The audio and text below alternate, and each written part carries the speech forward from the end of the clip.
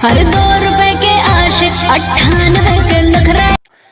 तो भाई लोग ई गाना के कर रहल बानी प्रमोशन कि 18 साल लइका या लइकी खातिर एक नंबर बा लव स्टोरी।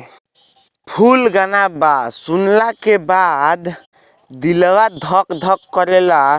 तो भाई लोग एक बार यूट्यूब पर जाके ई गाना सर्च मारिया जरूर, सुनिह लोग।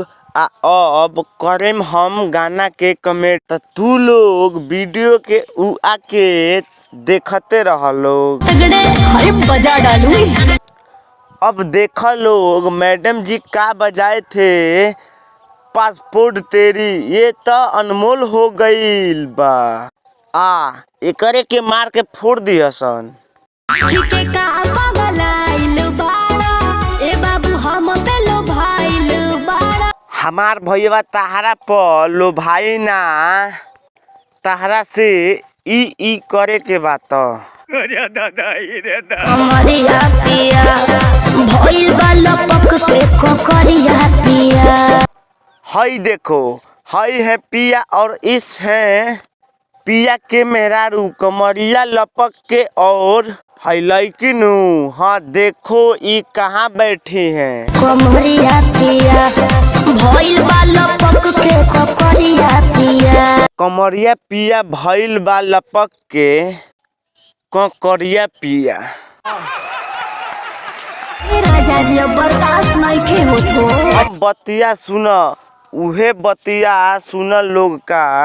ए राजा जी अब बर्दाश्त नइखे होत हो। हम मटर के राजा, तू 16 साल की रानी। बोला त तहार झाड़ दी जवानी के नु पानी के पानी जवानी में जवानी के मिल जाए तो। बड़ी रंगीन मिजाज के हो मैडम जी, नहीं पानी में प्यार हो रहा है, वो भी खुलम खुला। मगर फिर भी मैडम जी कह रही हैं जवानी के जवानी में मिल जाए दो। घर से जब ससुरा गईलू, कै बज दिया पुतैलू, भतार संगे काका गईलू। बबू हमार बाबा कहत रहलन नु, अगर जे लाठी खड़ा होके लागी नु तो बिल के चक्कर में ना पड़े के चाही।